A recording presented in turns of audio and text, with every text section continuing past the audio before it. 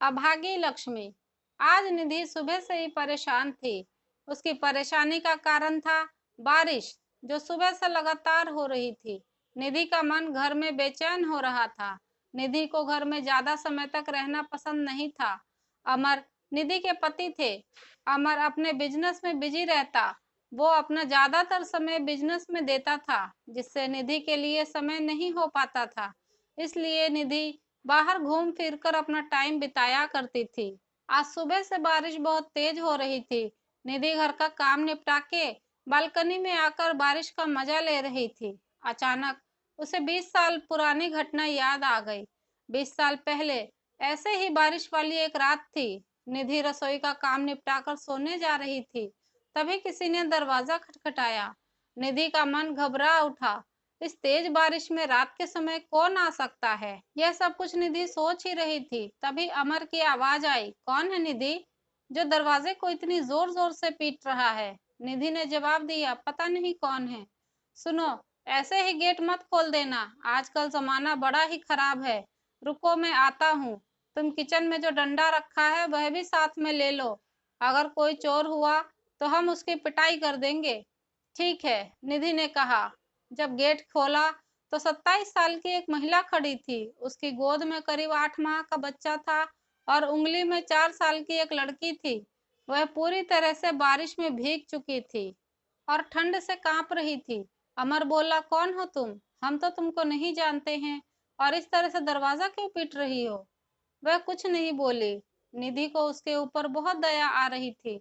उसने अमर से कहा, तुम रुको, मैं पूछती हूँ।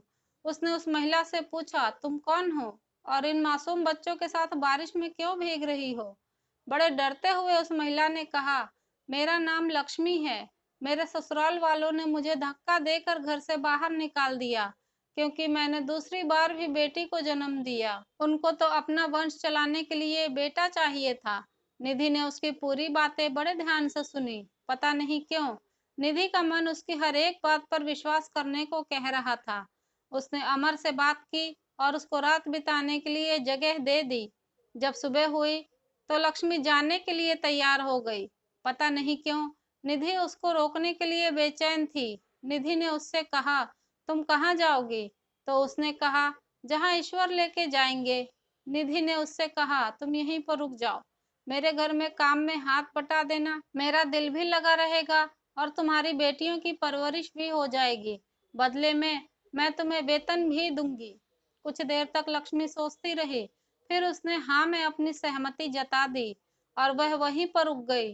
निधि को पता चला कि वह सिलाई कढ़ाई और बुनाई में बहुत तेज है, तो उसने उसके लिए एक सिलाई मशीन खरीद दी। अड़ोस पड़ोस के लोग उससे कपड़े सिलवाने आने लगे। धीरे धीरे उसने दुकान लेकर अपना बिजनेस प्रोफेशनल तरीके से शुरू कर दिया और उसका बिजनेस बढ़ने लगा। अब लक्ष्मी के पास इतना पैसा हो गया कि उसने अपना छोटा सा घर ले लिया और दोनों लड़कियों को अच्छे स्कूल में दाखिला दिला दिया। समय का पंछी पंख लगा के उड़ने लगा। लक्ष्मी की मेहनत रंग लाई और लक्ष्मी की दोनों बेटियां डॉक्टर बन गई। एक दिन बाजार में लक्ष्मी की मुलाकात निधि से हो गई। निधि तो लक्ष्मी को पहचान नहीं पाई, लेकिन लक्ष्मी ने देखते ही निधि को पहचान लिया और उसका हाल चाल पूछा। निधि बोली, लक्ष्मी, मैं तो तुमको पहचान ही नहीं पाई। तुम कितना बदल गई हो और तुम्हारी बेटियां कैसी है? लक्ष्मी ने खुश होकर बोला, दीदी जी, वह दोनों डॉक्टर बन गई हैं। दोनों अपने जीवन में बिजी हो गई हैं। निधि ने कहा, यह तो बहुत अच्छी बात है। यह सब तुम्हारी मेहनत का नतीजा है। लक्ष्मी ने कहा, नहीं दीदी जी, यह सब आपके कारण ही हुआ है। उस तूफानी रात में आप मुझे सहारा न देती और मुझे आगे बढ़ने के लिए हिम्मत नहीं बंधाती तो मेरी किस्मत में ये दिन कभी भी नहीं आता। आप मेरे लिए ईश्वर से कम नहीं। अगर इस दुनिया में ईश्वर होगा तो वह बिल्कुल आपके जैसा होगा। अरे नहीं रे पगली, मुझे तो तू इंसान ही रहने दे। भगवान का दर्जा देने के मैं लायक नहीं हूँ। मैं एक इंसान हूँ और एक मुसीबत में पड़े इंसान की मैंने मदद की। इंसानियत का फर्ज अदा किया है। बाकी तो सब तेरी मेहनत का परिणाम है।